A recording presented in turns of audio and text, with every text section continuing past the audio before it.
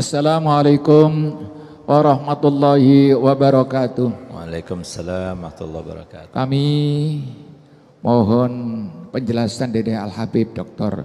Sekap bin Hasan Baharun. Dua pertanyaan, yaitu satu, siapakah penyusun pengarang Sholawat Nariyah? Kok demikian terkenal? Tiap-tiap acara pasti ada Sholawat Nariyah. Dan itu dibaca berapa kali? Sebab saya lihat-lihat kitab-kitab itu ada yang baca 3 kali, 7 kali, 11 kali. Dari pertama kali Habib, terima kasih atas jawabannya. Siapakah penyusun Sholawat Nariyah? Kedua, dalam kitab Tafsir Jalalain ada 4 raja yang menguasai dunia. Yang 2 orang kafir, yang 2 mukmin. Yang kafir adalah Namrud dan Bukhtanasor. Yang mukmin 2, Sulaiman bin Daud alaihissalam dan Iskandar alaihissalam. Siapakah Bukhtanasor siapa? Atas jawabannya terima kasih, karena betul-betul saya tidak paham ya. Wassalamualaikum warahmatullahi wabarakatuh. Waalaikumsalam warahmatullahi wabarakatuh. Ya, jadi pertanyaan yang bagus. Siapa Sholawat Nariyah itu selalu kita baca, bahkan mungkin kita hafal ya. Karena itu sholawat yang mujarab sekali untuk mengabulkan hajat dan juga mujarab sekali untuk bermimpi Nabi kita Muhammad SAW bagi yang istiqomah untuk membacanya.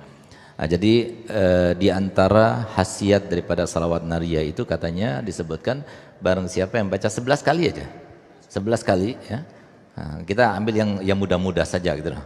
Jadi mau 100 kali lebih baik, cuma seumpama kita kadang-kadang sibuk atau melawan hawa nafsunya itu terlalu berat gitu.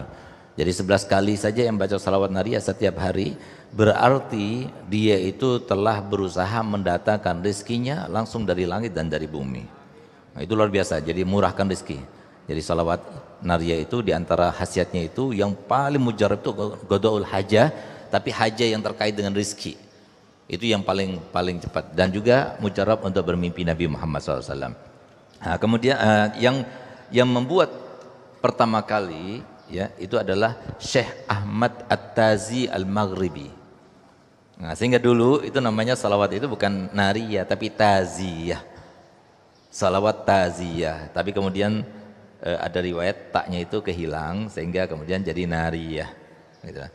Nah, tapi ada juga yang mengatakan bahwasanya nariyah itu karena seperti api yang begitu cepat melahap kayu. Begitu pula salawat nariyah itu bagaikan api yang begitu cepat itu di dalam mengkabulkan hajat. Itu maksudnya gitu. Makanya kemudian dikatakan salawat nariyah. Juga ada nama lain, salawat tafrijiyah.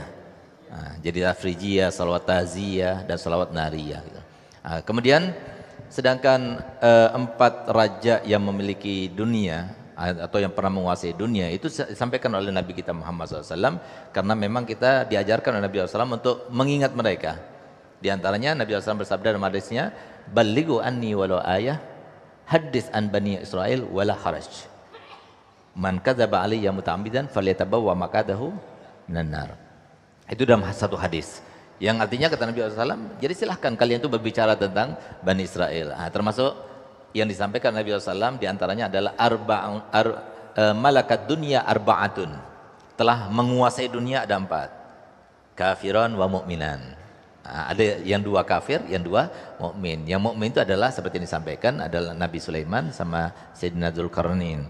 Sedangkan yang kafir Namrud yang di zamannya Nabi Ibrahim, yang membakar Nabi Ibrahim, dan juga Bukhtanasor. Nah, Bukhtanasor ini ada 2 riwayat katanya Ustaz.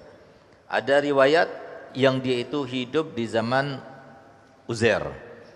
Ada riwayat yang hidup di zaman Sayyidina Yahya. Nah, jadi yang Bukhtanasor ini seorang raja yang awalnya itu dari seorang panglima, yang dia itu mempunyai bawahan sebanyak 100.000, semuanya orang-orang hebat semuanya, dan 100.000 itulah kemudian yang menaklukkan berbagai macam belahan dunia sampai kemudian dia diangkat jadi raja dan rajanya diganti olehnya. Dia termasuk yang pada waktu zamannya Nabi Yahya bin Zakaria, pada waktu syariatnya itu yang namanya kawin sama ponakan itu nggak boleh, kawin sama anaknya saudara itu nggak boleh. Raja pada waktu itu dia itu senang kepada seorang wanita yang kebetulan ponakannya sendiri, kan dalam syariat nggak boleh. Kalau kita kita juga nggak boleh kan kawin sama ponakan. Nah, syariatnya juga seperti itu. Nah, tapi kemudian raja karena dia itu sudah terpikat dengan kecantikannya, sudah mencintainya, akhirnya dia datang kepada Nabi Yahya. Kata Nabi Yahya nggak boleh. Berkali-kali dia bilang nggak boleh. Nah, akhirnya tapi dia raja sudah senang. Sampai kemudian dan raja itu setiap harinya dia minta permintaan apa kepada istrinya itu dari saking senangnya dan cintanya kepada dia. Apapun sebelum sampai dia itu mau ngawininya dia nggak mau, sampai dia itu pernah suatu waktu ditampakkan kecantikannya sampai yang namanya raja itu begitu cinta dan tergiur. Ketika dia itu akan mendekatinya dan minta untuk memintanya, gal aku minta permintaan dulu. Apa permintaannya? Bunuh Yahya bin Zakaria itu. Bawa darahnya kepadaku baru aku mau kawin sama kamu. Nah, ketika itulah maka kemudian Yahya dipanggil oleh raja tersebut lalu disembelihnya Nabi Yahya itu.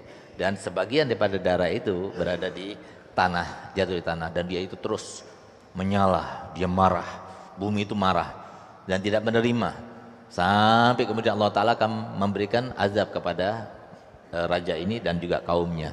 Nah, maka kemudian diutuslah Bukhtan-Nasar yang kemudian dia membunuh Bani Israel sebanyak 70.000 orang pada waktu itu. Sehingga yang tadinya darah itu kemudian menyala-nyala dan Bani Israel tahu itu, begitu sudah dibunuh 70.000 akhirnya jadi kembali seperti semula dan hilang.